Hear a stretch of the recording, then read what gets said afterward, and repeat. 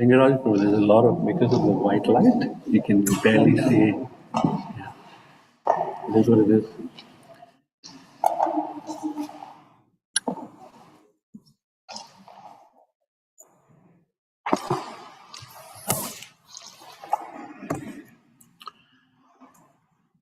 Jaya Radha Madhava Kunja Bihari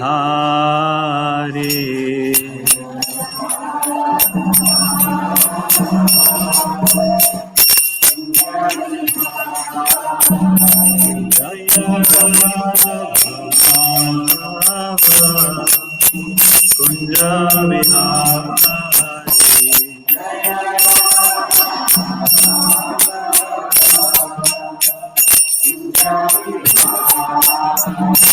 Jaya Gopi Janavallabha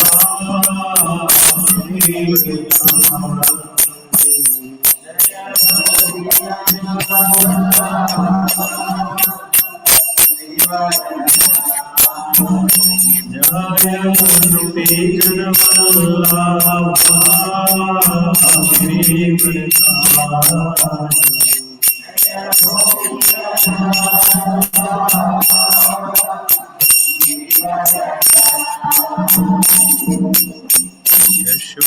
Yashodanandana Jajanandana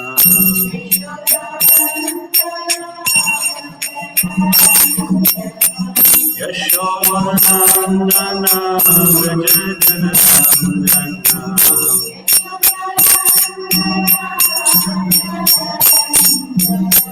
Yamuna Tira Vanachari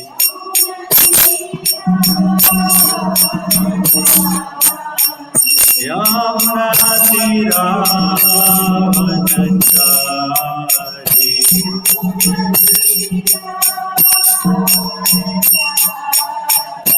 Jaya Radha Madhava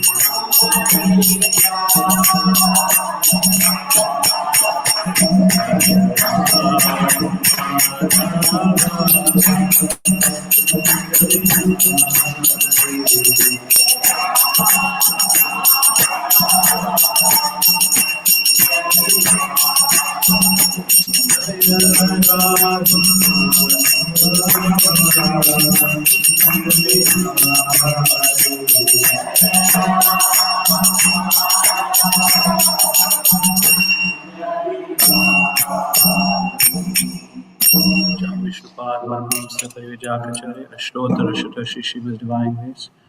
Abhicharnaravinda Bhakti Vedanta Swami Prabhupada ki, Ananta Koti Vaishnavinda ki, Namacharya Srila Haridas Thakur ki, Prem Se Shri Krishna Chaitanya Prabhu Nityananda Shri Advaita Gadadhar Shivasadi Gaur Bhaktivinoda Ki Jai Shri Shri Radha Krishna Gopinath Sham Kunda Radha Kund Giri Govardhan Ki Jai Vrindavan Mathura Dham Ki Jai Mayapur Navadvip Dham Ki Jai Shri Jagannath Puri Dham Ki Jai Shri Shri Radha Sham Sundar Ki Jai Shri Radha Madhav Ki Jai Samita Bhaktivinoda Ki Jai Nitai Gaur Premanande all glorious assembled devotees all glorious Shri Shri Guru and Gauranga.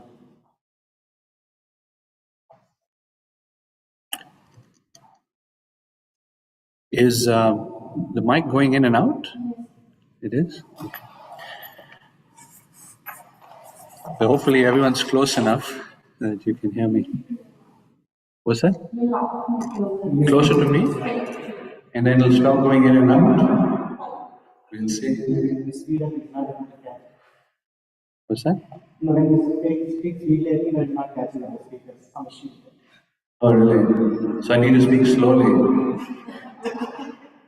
You know what happens when I speak slowly? My wife gets really annoyed. So I have to be careful. I have to balance. So are we going to be able to view the verse there? Om Namo Bhagavate Vasudevaya.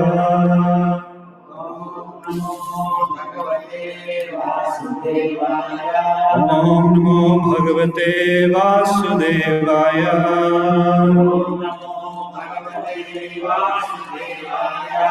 Om Namo Bhagavate Vasudevaya.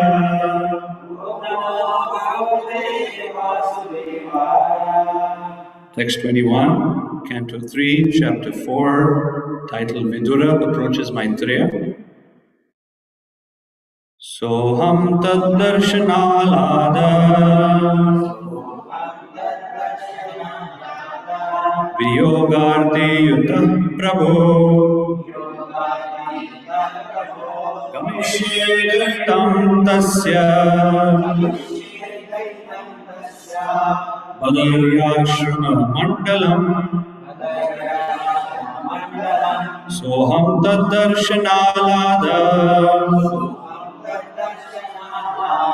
Viyogarti yuta prabhu Gamishye daitam tasya Badaryashrama mandalam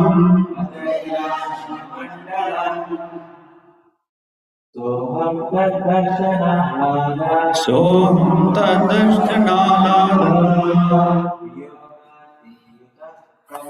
Viyogati yuta prabhu Daitayatam tasya Badaryashrama mandalam Soham tad darshanalada Viyogati yuta prabhu Gamishye daitam tasya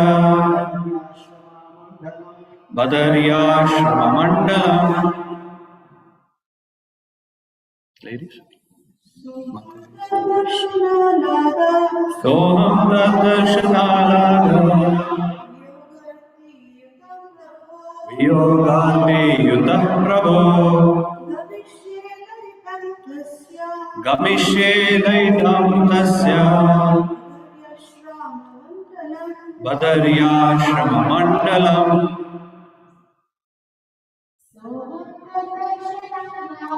Soham tad darshanalada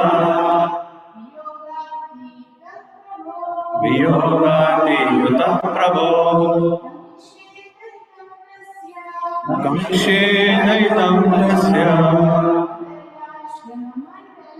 Badaryashrama mandalam.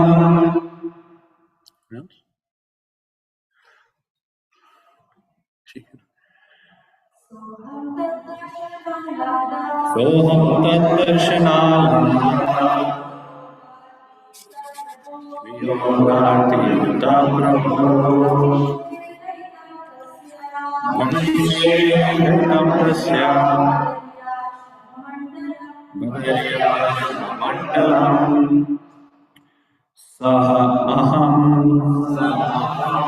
thus myself, tad his, darshana, audience, aladaha, pleasure, viyoga, without that, arti yuta,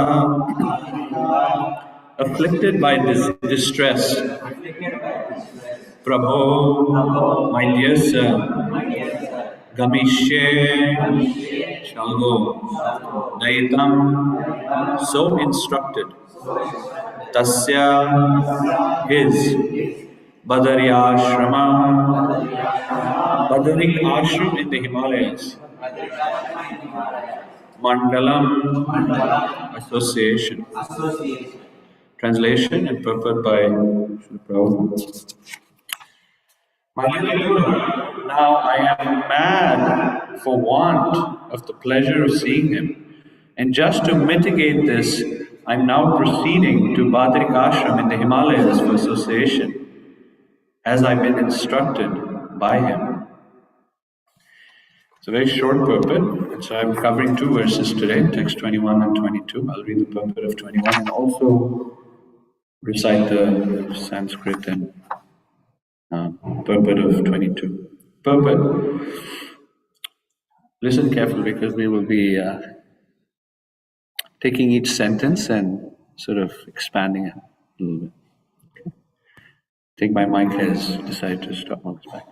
A pure devotee of the Lord, of the standard of Uddhava, constantly associates with the Lord in the double perception of simultaneous separation and meeting. The pure devotee is not the pure devotee is not for a moment unengaged in the transcendental service of the Lord. Execution of the Lord's service is the main occupation of the pure devotee.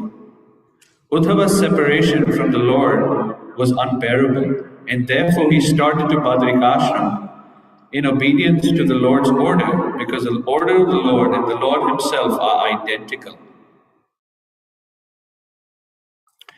As long as one is engaged in the execution of the order of the Lord, there is no factual separation from him.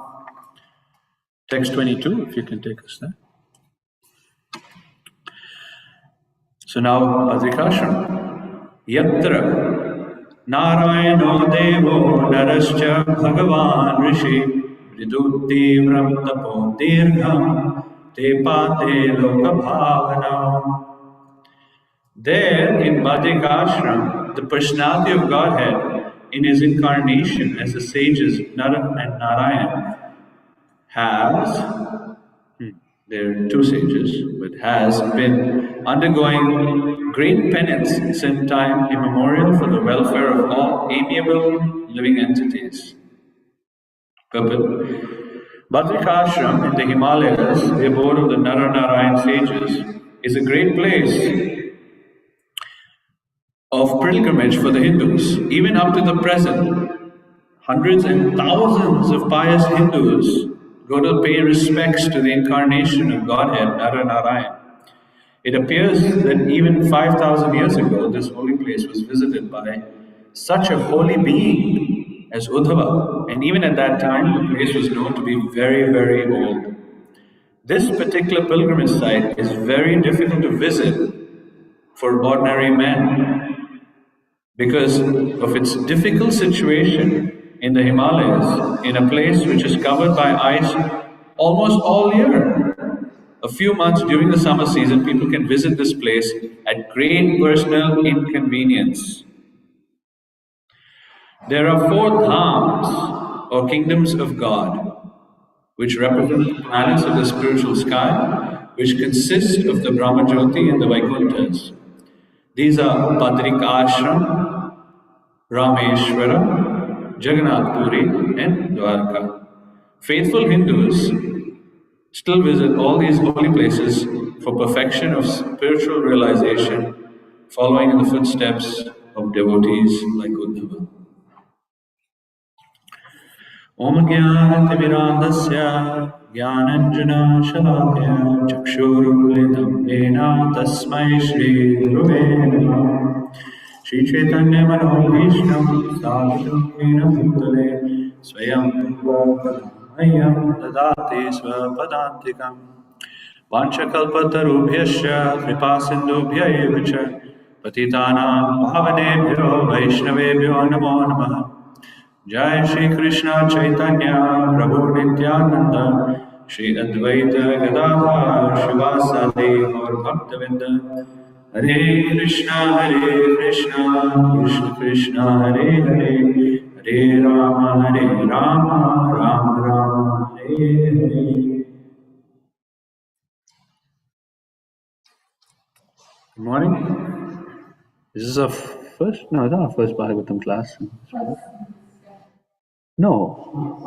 Maharaj came. Yeah.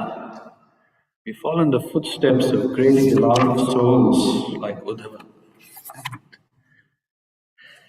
Others. Okay, so text 21. Actually, be nice to go back. If you can show the verse, that'd be good. Thank you so much. So in text 31, we'll see the first verse. It says, Soham tad darshanalana viyogarti yuta prabhu. So the first two lines of this verse is giving a sense of mixed feelings for Uddhava. Actually, we can ignore the screen for the time being, and he's trying to mess with it. So there's two feelings that Uddhava is simultaneously experiencing, right? It says that darshanalada, this we direct, darshanalada and viyogarti.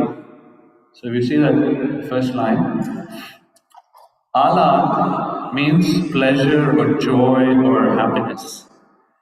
So the word prahalad is someone who gives a lot of joy and pleasure, or himself is a bundle of joy. So Prahlad Maharaj, actually we read in the 7th canto of the Bhagavatam, how Prahlad Maharaj is constantly in great happiness. Like in the 4th chapter of the 7th canto describes that he's, for no reason, starts dancing and jumping and crying. He's just like a bundle of joy. So this is what Alad. So we also say Namaste Narasimhaya. Prahlad Alad Dadayini. The one who gives Prahlad Ahlad, of pleasure. So Uddhava is experiencing this great fortune and pleasure of having just been with Krishna. So I'll take us back a little bit. We're coming to the end of the exchange between Vidura and Uddhava. And Vidura knows it. In the first chapter of the 3rd canto, they meet. Vidura goes everywhere. He sees so many different holy places. And finally he's at the bank of the Yamuna. And at the bank of Yamuna he sees Uddhava.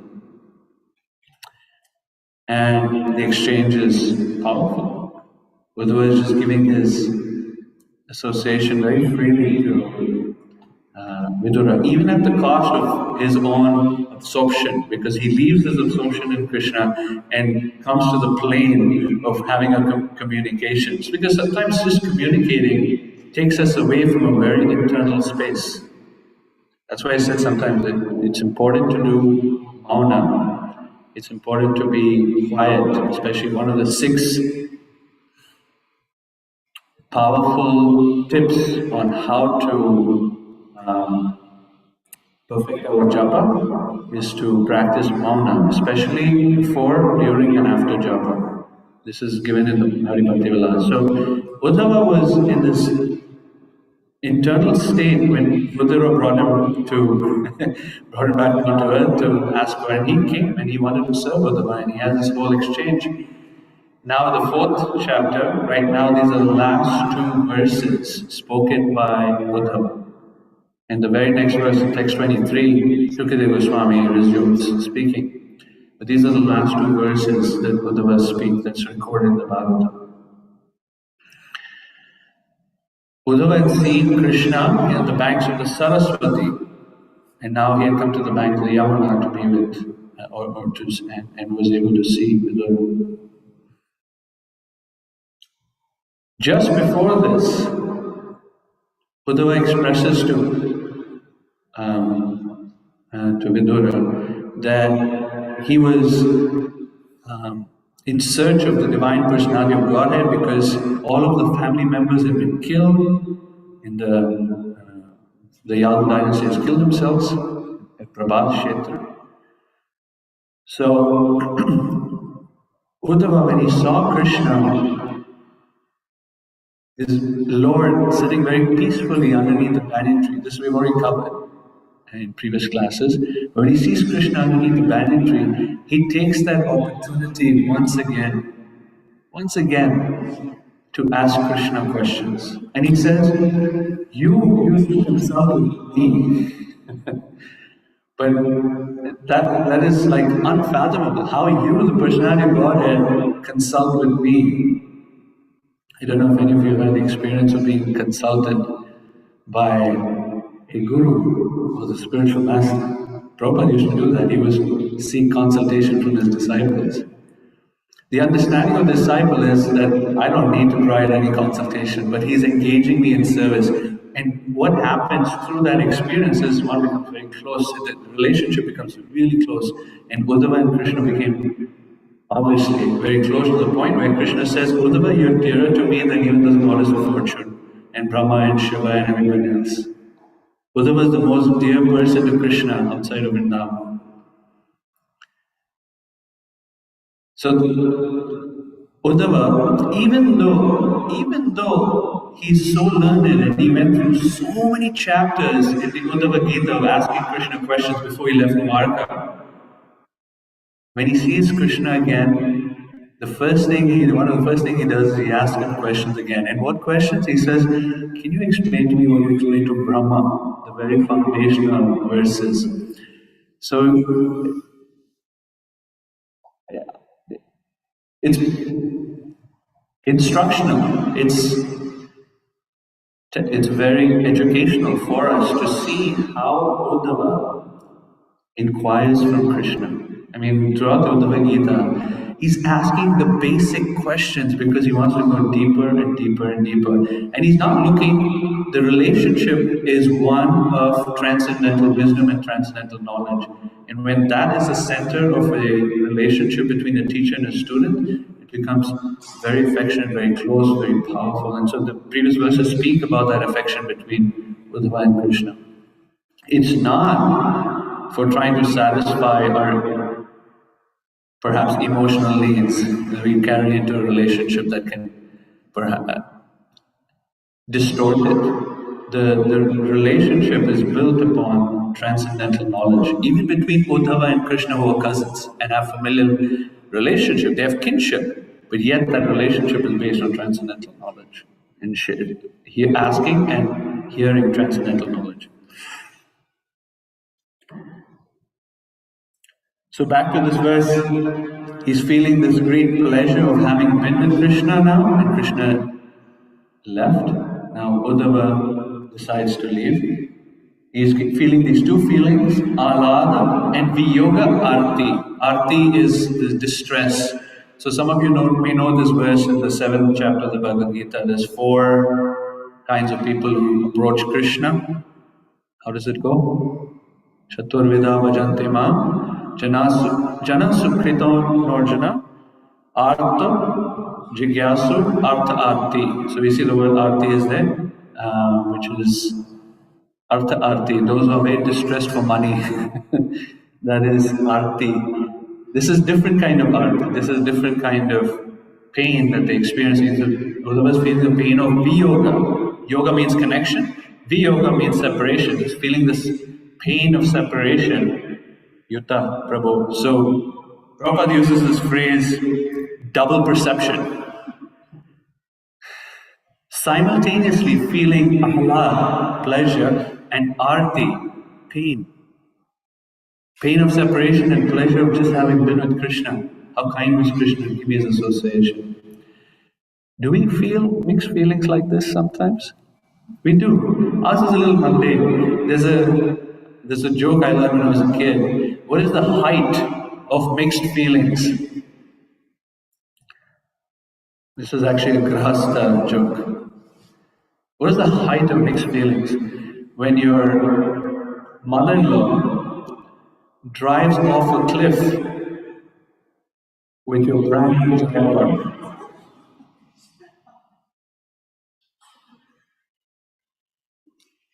I hope you got it. So mixed feelings. You don't know whether to feel happy or sad. That's mundane. In Krishna's, in Uddhava's case, it's transcendental. Both of these feelings, pleasure and pain, are in relationship to Krishna.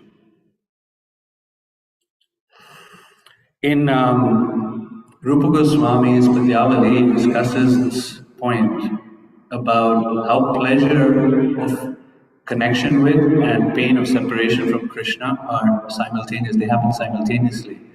Just like two banks on a river, and a river is flowing through flowing through and then across those two banks, and is bouncing from one bank to the next bank to the next bank. Similarly, for the life of a devotee, if we see perfected devotees, they are experiencing connection and separation, connection and separation. Even when there is connection or in the association of Krishna, they're feeling anxiety of separation because very soon Krishna may leave. So what does he do? With these feelings, he's very self-aware, he knows what's going on, he knows his emotions. And so, to deepen that experience of that relationship with Krishna, Gamishe, he goes, Daitam Tasya. So this is interesting. Daitam, this is the only verse that I noted where Daitam is translated as instructed. Anyone know what Daitam means otherwise? Yeah. Dear, yeah, exactly. Very dear. So in Vishwanath Chakri Thakur's translation, he talks about to Daitam as being the dear place. Tasya means of his, so his dear place. Gamishe Daitam Tasya. So it can be seen in two ways. That the place, Badrikashram, is very dear to Krishna, or is very dear to Uddhava, and very dear to Krishna, because Uddhava is speaking. So he's headed to the dear place of Krishna, Badrikashram. Or it could be understood that because he's following the Daitam, the instruction is very dear to Krishna.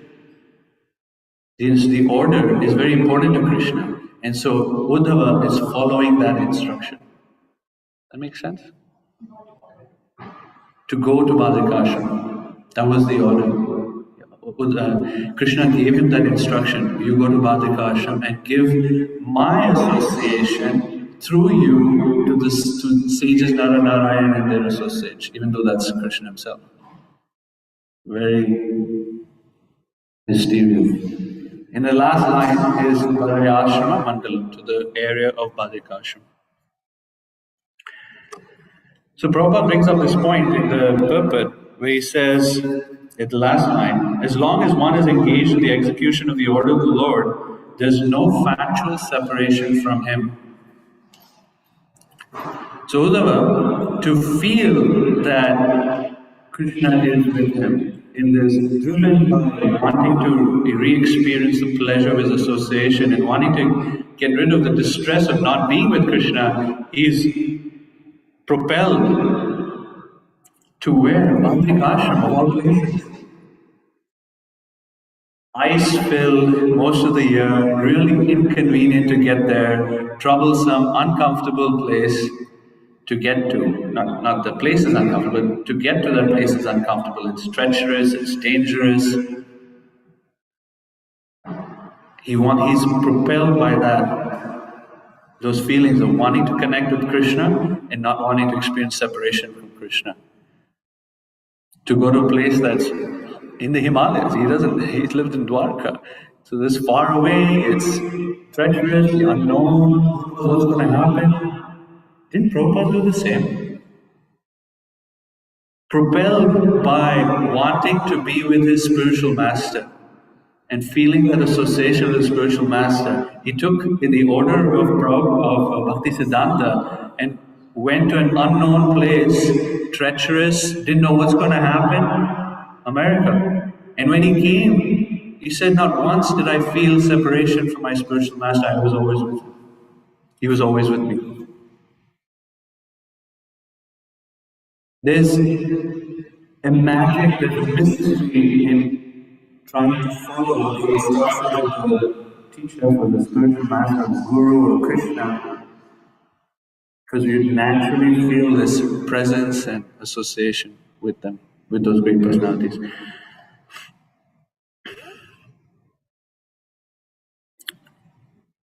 In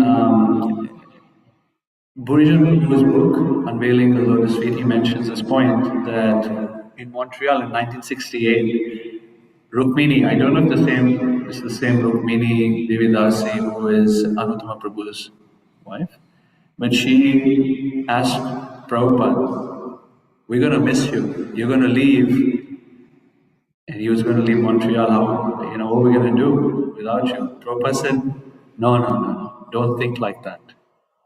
And then he gave this whole explanation that there's physical association and then there's vibrational association. We call it Vani association, but the way his phrase was vibrational association. And he said, if you remember the instructions and you hear the instructions, immediately I'm with you. Krishna is with you. Do not feel separation that way. And of the two, the more important is vibrational association. And then he quotes from the 15th chapter of the first canto of the Bhagavatam, which discusses this idea of how, or Arjuna experiences when Krishna left. Great grief, great pain, great separation. And then he remembered the instructions of the Bhagavad Gita. And immediately he felt a sense of relief, solace, calm, joy, just by remembering the instructions. In this section, and I have a question about this, which is not, I don't have a clear answer yet. But in this section, we see how Uddhava, even though he's remembering the instructions that Krishna had given him while we just spent some time with Krishna, he's actually still feeling a lot of pain. Now, Arjuna in the 15th chapter of the first canto, he felt solace. His pain of grief reduced significantly. Here, Uddhava's pain of grief is still vibrant and strong. So, what's the difference? If any learned scholar in the audience knows the answer, when we do questions, answers, and comments, please offer your thoughts.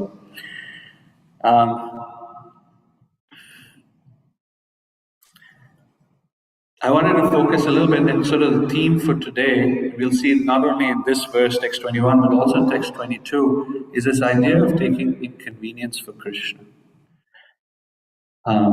Becoming uncomfortable.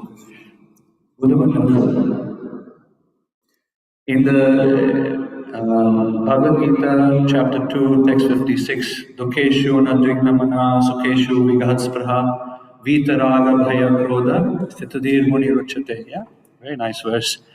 In the purport, Prabhupada uses the phrase, a devotee is always active and daring in Krishna consciousness, in his service.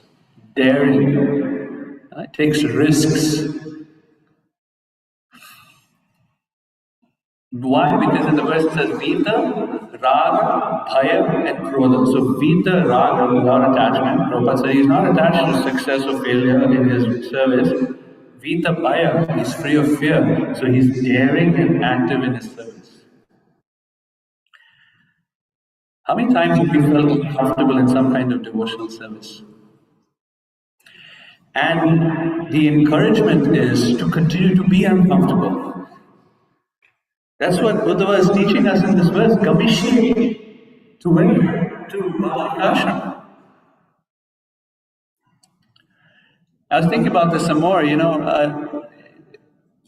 being uncomfortable gives us opportunities to really feel Krishna's presence in our life.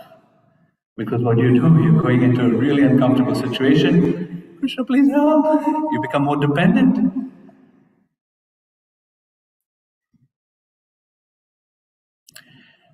It's easy, for example, to relate with people of our own culture. It's very hard to relate with people of other cultures. So when His Holiness Rupa Swami was here, in the beginning part of his Prahlad Maharaj series, and at the end of his Prahlad Maharaj series, his strong emphasis was on reaching out to people outside of the Indian diaspora. And I was thinking this applies, this message of how Uddhava goes to Bhajik Ashram. Prabhupada came to America, and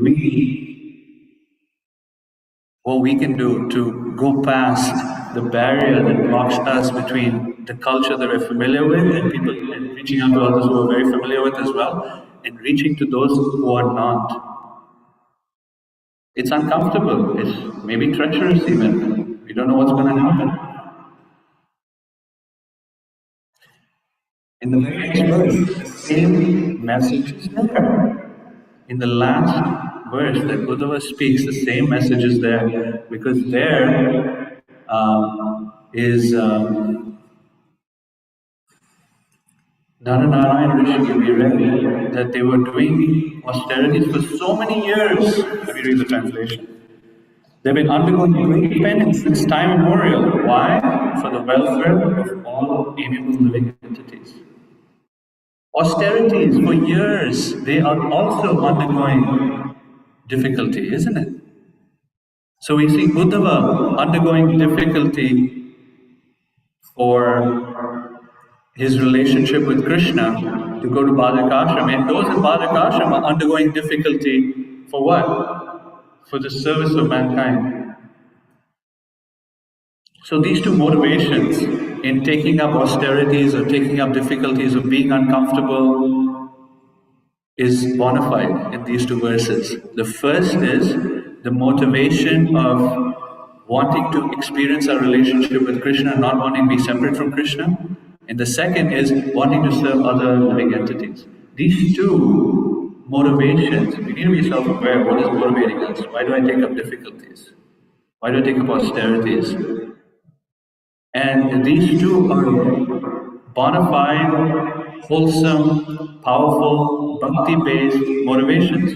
Why do I take up difficulties and austerities in Krishna's service?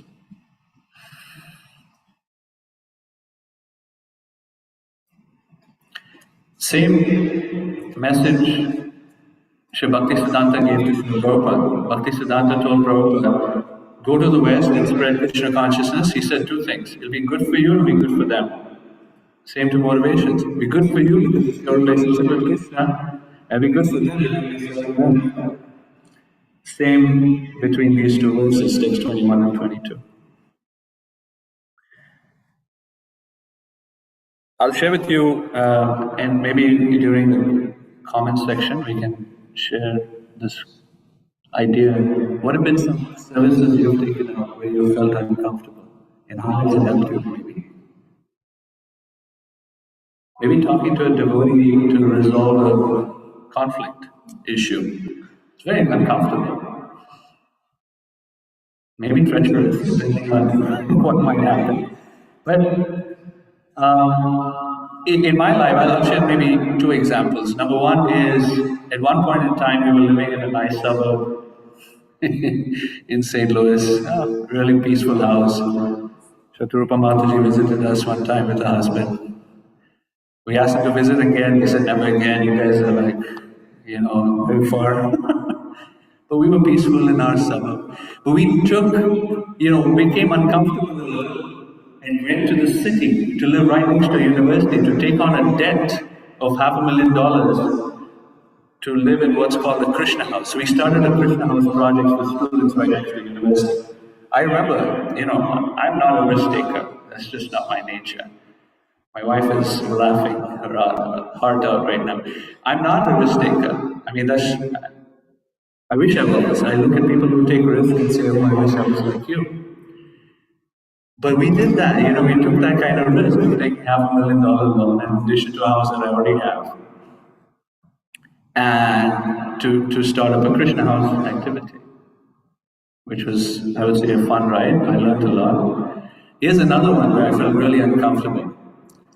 How many of you had the experience of speaking in front of your spiritual master? Giving a talk? I was asked, I was instructed, along with 2 or 3 other people, to give a talk in front of my spiritual master. It was only a 10-15 minute talk.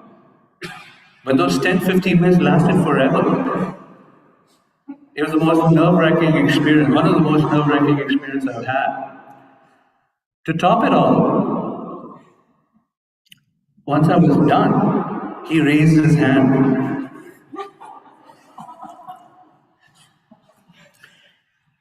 And he asked me a question that I had no answer to.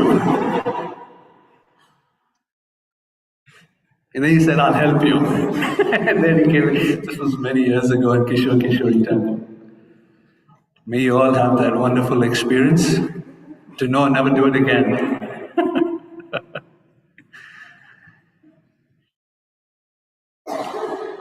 I still remember the question, which I can, if you'd like to know what it was offline, I can tell you. So being active and daring for Krishna, very important. Another point that Prabhupada makes in this purport, in text 21, is that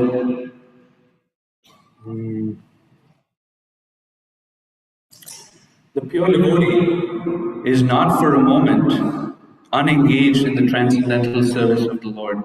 It's like the second line, right there. The pure devotee is not for a moment unengaged in the transcendental service of the Lord.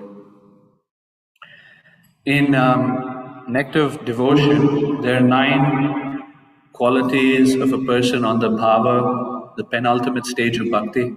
One of those qualities is avyartha kalatvam. Vyartha means to waste. Avyartha means to not waste. Kala means time. Tvam means ness. Like in English you say kindness, craziness, ness. So the ness, I would say the aspect of avyartha kala does not waste time. And a question I was asking myself yesterday morning, not based on this verse, but I was asking myself a question: how do we become, Krishna consciousness work? Because of all times, even at work, how do we become Krishna conscious at work? It is something I've sort of meditated on for 20 years, and I'm still trying to learn. And in there's a section I'm studying in the Bhagavatam, beautiful section where Uddhava is asking Krishna this question around what is jnana and what's vijnana, what's knowledge and what's realization. And Krishna explains, and there's one purport when Krishna explains the definition of vijnana, and the purport is discussed that when we change our sense of identity, of who we are, jnana means I understand the concept that I'm Krishna's part and parcel. Vijnana is where I experience my identity ceases or slackens of being part of this world, of being in the family I'm in, of being with the friends I am, being in the body that I'm in, and my identification switches. I identify with being in the spiritual world with Krishna. That's my identity. That's Vijnana. How do you do that? So early on in my Krishna consciousness, I asked my Guru Maharaj, how do we become Krishna conscious in the workplace? Avyartha kalatvam, right? Become at all times, remember Krishna, not for a moment, not serve Krishna. And I'm going this route only because all of us here do some work. And I assume, maybe it's a bad assumption because when you assume it makes an ass out of you and me, right? They say. But I feel that's a question everyone struggles with.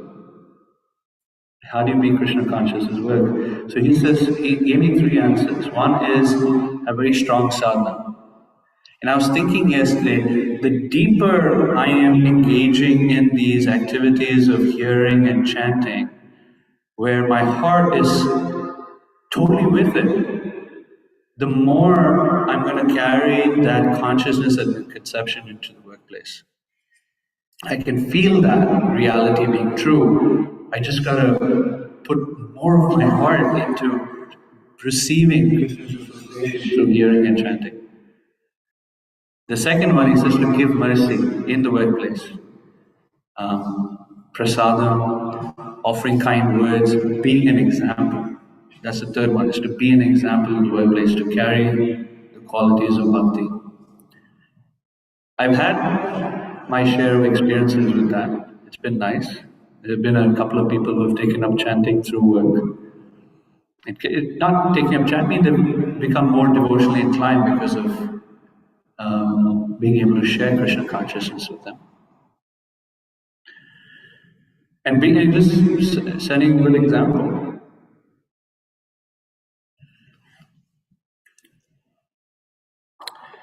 So there's a few points about verse 22. Prabhupada explains this point about visiting the holy place of Badrikashram. There are 4 holy places that are most important, according to this. Vrindavan is not on the list, but whatever. I don't know where this list comes from. I checked the commentaries, I didn't find where this list comes from. But this list is, there's 4 most holy places in India that one must go to, all Hindus must go to. Badrikashram, Rameshwaram, Jagannath Puri and Dwarka. I've been to 3 of them, not the 4th, not to Badrikashram. Because remember, I'm not a risk taker. Rameshwara, which is right at the edge of one of the edges of India, and head towards Sri Lanka. Jagannath Puri, of course, is also in the ocean. Dwarka, all 3 of them are the ocean. Only Badrikashram is in the Himalayas. In Nectar Devotion, one of the 5 most important forms of devotional service is to visit a holy place. What are the 5? Let's see if we can remember. Worshipping the deities, associating with devotees, chanting the holy name, serving the Srimad Bhagavatam, and visiting the holy place. Right. Visiting a holy place, I've been sort of, in the last couple of days, I've been trying to book tickets to go to the holy place that we're going to be going with our spiritual master later this year. And so it's been on my mind, do I really want to do this? Because A, it's expensive, and B, I need to make another trip to India later in the year, in December. So I can say this for sure, it's one of the most powerful experiences that one can go through in their life, to visit the holy place. Whether you can go in the future or not, who knows? We don't know. But it's spiritually extremely powerful. You get immersed in a very strong situation that brings about bhakti. So much so, it's like taking steroids or something, and you go to the holy place.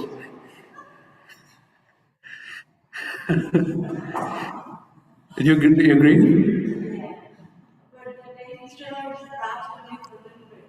Last only a little bit, yeah. She's still hungover from Vrindavan trip. So, and then I was thinking about this verse. So he went to Badrikashram. The previous verse says went to Badrikashram, and what's the first thing that came up about Badrikashram? When I think of Badrikashram, I'm thinking, the Himalayas, the beauty, the scenery, the snow, who knows what it's going to look like.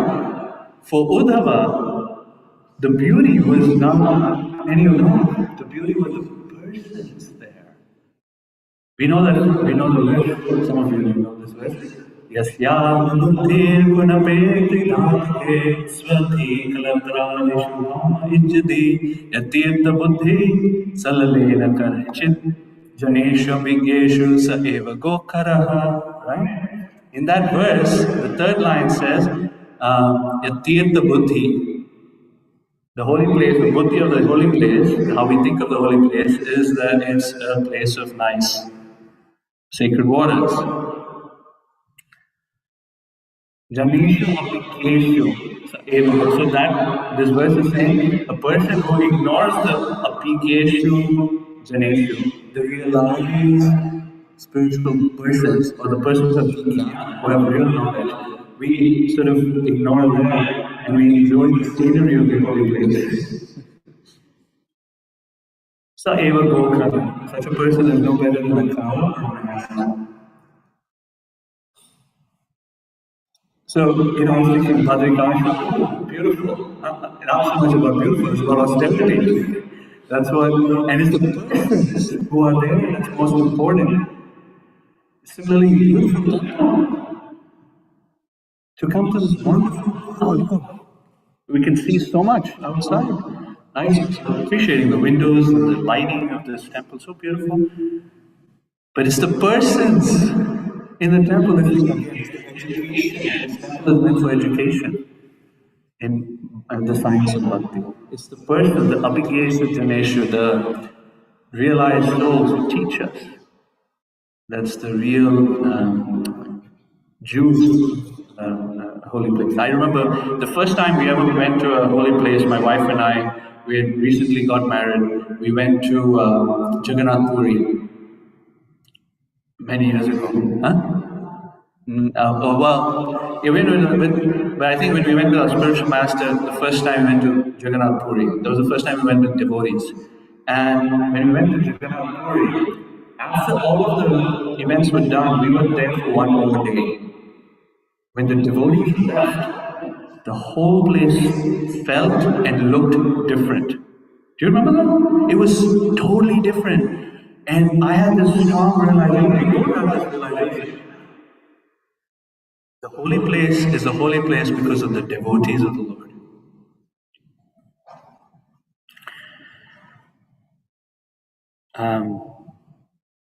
So I will sort of conclude with this theme or the message that in the previous verse, Uddhava is taking this being uncomfortable, taking this discomfort, taking inconvenience to follow the order of Krishna that's very dear to Krishna, to a place that's very dear to Krishna, so that he can experience, he's motivated by his relationship with Krishna, wanting to feel that pleasure and wanting to remove that pain of suffering, of separation. And simultaneously, the sages, Naranarayan, in Bhadrikasham are also engaged in inconvenience and austerity for the service of all living entities. All living entities. Inconvenience, being uncomfortable, taking the steps for Krishna is a path for progress. Not being in the stress zone, there's a comfort zone, there's a stretch zone, and then there's a stress zone. Not being in the stress zone, but being in the stretch zone. Going past our comfort zone for Krishna. That's one of the thematic application from this conversation. All right, let's pause there for any comments or questions, or if you'd like to share stories about how you've gone through some discomfort for Krishna and what you learned, I'd be delighted to hear.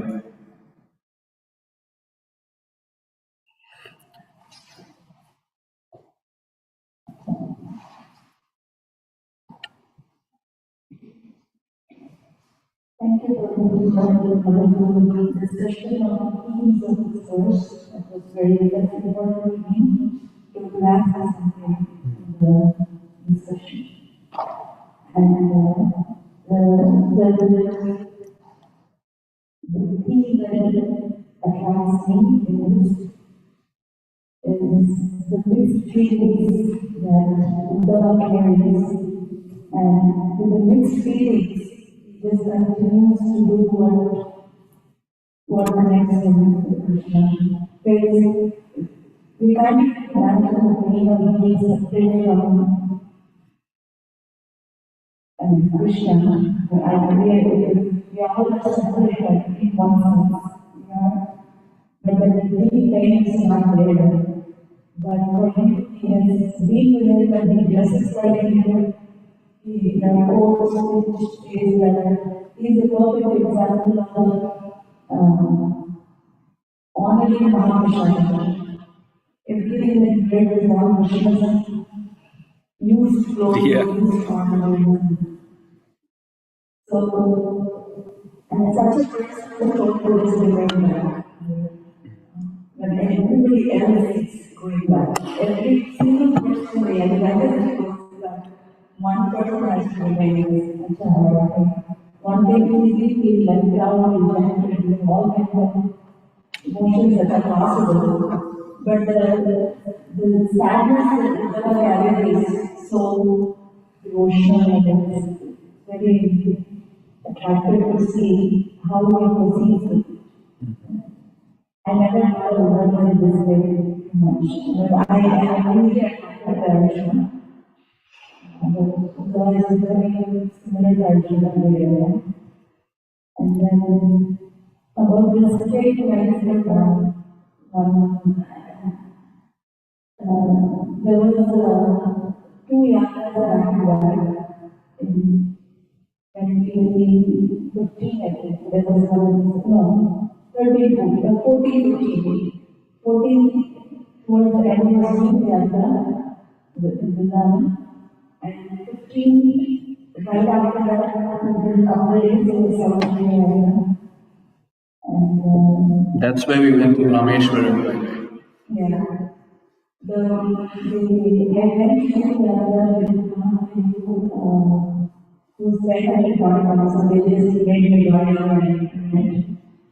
I was very happy.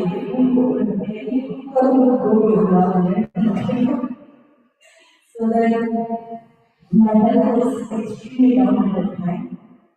It was easy to go by buses and auto rickshaws in India.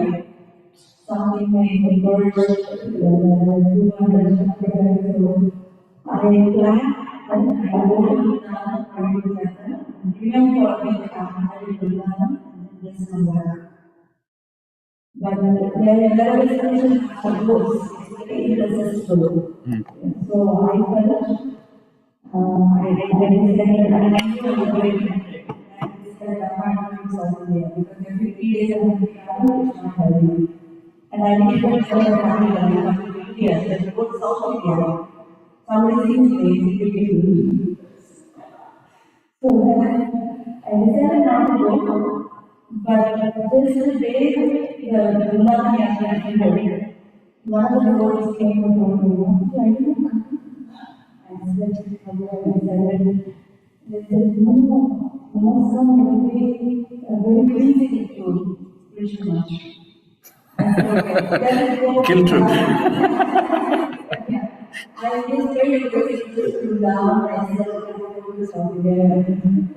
you just make sure that I don't crash there, but if I crash around the hospital. Yeah. So nobody has to be the other coming on with me. I went entire South India is not very attractive to me. I'm not a Aishwarya kind of person. So, but then the places we went, the place was not the most attractive thing. It was the devotees spiritual master gathering in the place of in South India. It became like I felt like it's actually the love. And then my spiritual master came to know that I didn't even tell him this is the reason I'm not coming to this level. He came to know that I came, and he was very caring about himself, like not expressive, but I will catch a glance.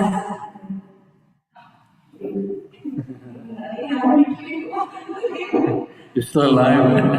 Yeah, it was very powerful. Just sometimes they go out so far spiritual experience that I can get actually. You just be with a person who has much more spiritual experience. And I felt very happy. not really still in some level, but at that crucial moment of health, it could have been very. Thank you for sharing.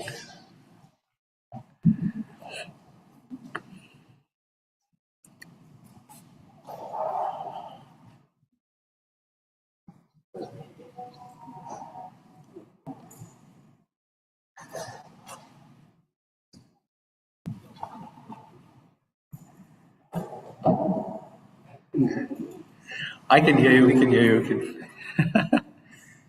I was on, but in the last part I was meditating on that four prominent places. So if an ordinary person think about the Jivana to the Adrikashram is still a bit far, people are there, think. But Dwarka, Rameshwaram, so on and so forth, if they think, oh, that's a nice place for the business development. I remember my person goes to Kashi, I was in tears, I was thinking, oh, wow, what a place is this? And then, not tears, what a place is, not just meditating on it. The other person has what happened, what are you thinking about? Because there is so many, dead bodies coming, and a lot of lots of people coming there. And I said, he was totally aware about Yamuna, like a Srimad, or something. No, not really that. I said, this is the best place for me to do my business. Right? So, if you even think now, there are lots of acres of land development. In my opinion. Of course, it has become some 800 acres or some 750 acres of land, but it's been regularized. It is in the name of ISKCON from 700. Now the management, it was, we bought everything in pieces. Diamond was the one who brought 28 quintals, like that. And it was not regularized because the Bengal did not give you that. Now the management, his one was Radha Maharaj, she met Radha Maharaj once. And then somebody else, Radha Maharaj, then Mamta Maharaj goes and offers blessings to Radha Maharaj. Radha Maharaj says, not ask for blessings. Radha Maharaj said, if you need really blessings, regularize that, whatever that Maharaj was. Then next, the Jivana, over the village, the same day, they got a letter saying all the 700 acres has been regularized. But the 700 acres of land in my belongs to Islam. That's the whole city that got it. And because we are thinking about the development for the project, it's great. If money thinks about, okay, I'm making about money, it's not that good. Yeah. Motivation is very important. Yeah. What is the intention of development is also like missing this. Yeah. So another reflection was spiritual master himself with a traveling pilgrim. His heart is like Krishna. You don't have to go to any other level if you are a spiritual master. Because if he comes into you as a think about going with him to a Dharma, real Dharma, how fascinating it is. Which I had a similar experience when I came to Bhagavatam, to go to Srimad, where I was really craving how I need to go. I was having 140 degrees accident infections. Like I couldn't even go at home. Then prayed,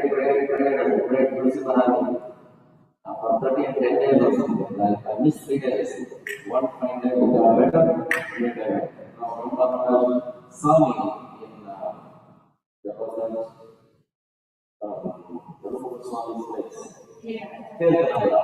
and I went there and he saw me, he immediately put his towel on me. I said, so that's the thing.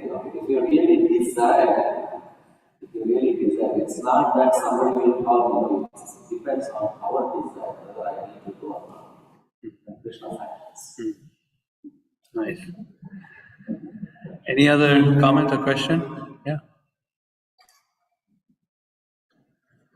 Thank you so much. That was very touching. Covered, I was feeling the knowledge of Yamuna as well as how can we take it into our life and is one of the things. I just would like to speak a little more on following the honest spiritual master. We can, I think purpose is like at once or immediately we can feel the presence of them, we can have the realization. I've been thinking of this topic for some time because I see like super high enthusiasm in sadhana service in general when we manage to be a person versus When he's not there? physical happening. So I was meditating on how at that stage, at my stage in the environment, so it is how to hold on to it. So one thing I was thinking, How are you simultaneously here and there? You're like Krishna. What is that verse in Ishopanishad? Tadejati tanejati taddure tadvantike tadantarasya sarvasya.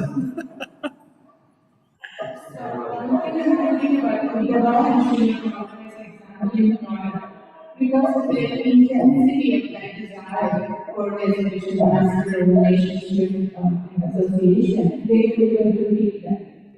When our desire that is not so intense, how can we consciously?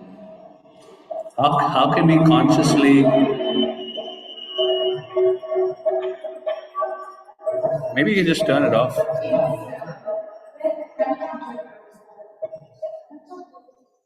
Look at that. Just turn it off. It's right there.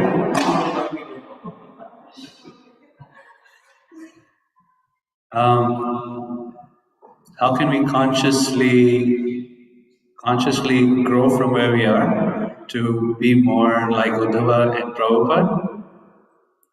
How can we consciously grow?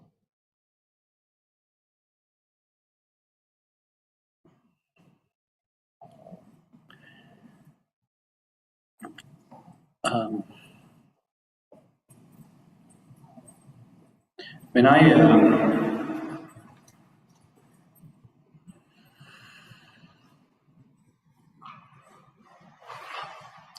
think for me, I'll share from a personal experience. I think for me, what has maybe shifted more in years is knowing that my spiritual master and Krishna are aware of what I'm doing moment to moment.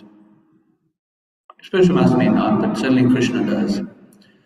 And the cumulative experience or the cumulative investment of what I do from moment to moment manifests in consciousness that he sees, that Krishna sees, that he sees when there is physical association. So you may not know what I do moment to moment, but the result speaks for itself in my consciousness in our exchanges.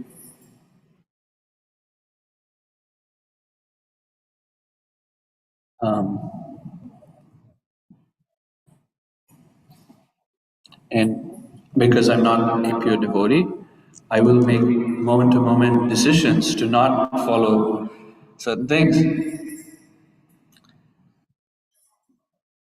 And that's sad for me, because there's one part of me that goes, I wish I was more of a disciple than what I am. I wish I was a better version of myself. How to become more conscious and follow the example of Prabhupada and Uddhava, we've been told, and my experience has been, is that we try to associate more with them. Like I was very enlivened by this opportunity to share about Prabhupada and how he did what Uddhava did. he was totally in line with Uddhava. He was, he's our Acharya. We see the same qualities that Uddhava had, we see in Prabhupada. And that to me is just so joyful. And it's a meditation. And as we meditate on it, speak about it, hear about it's not instantaneous. So as we associate more with these persons, the more we can get their mercy. And we got to be careful to constantly fend off this idea that we have anything to do with it. We're products of mercy. And that phrase, we're products of mercy, needs to and has to grow with both appreciation of the mercy we're receiving and conscious warding off the mind's advertising ourselves. The mind likes to advertise ourselves internally, and then sometimes it comes out externally. We've got to be very watchful of that all the time, as much as possible, trying to appreciate and being with those persons who are very advanced and realized. So, the positive, negative. Watch the mind, be self-aware. Many people are not, unfortunately, self-aware. I'm trying, that's one of the areas that I'm focusing on is, what are my motivations from moment to moment? What is, to give you an answer right now, what is motivating me? Sometimes, or early in my Krishna consciousness is to try to impress the devotee. Or it could be part of the motive, or is, wanting to help. Is it wanting to help? So moment to moment, thinking about what is my motivation? Being self-aware is really important. Warding off this nonsense that the mind advertises, and at the same time associating with that source of mercy, or the persons who are the source of mercy. Just being with them, trying to be as much with them, remembering them, talking about them, reading about them. For me personally, studying with them every morning is my juice. That's what gives me the most juice. Whatever it is for you, find what it is for you. I asked one devotee, they dropped me, I was in Dallas, somewhere in Texas, and they were dropping me from one place to back to my hotel, from the temple to the hotel.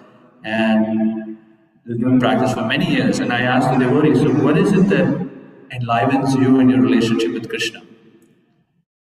Because he was asking the questions on sadhana. I said, what is it that enlivens you? He told me, I wake up this time of the day, I chant, I do this, I do that, I do that. But what is it that enlivens you? What is it that makes you feel most connected to Krishna? I never thought about that.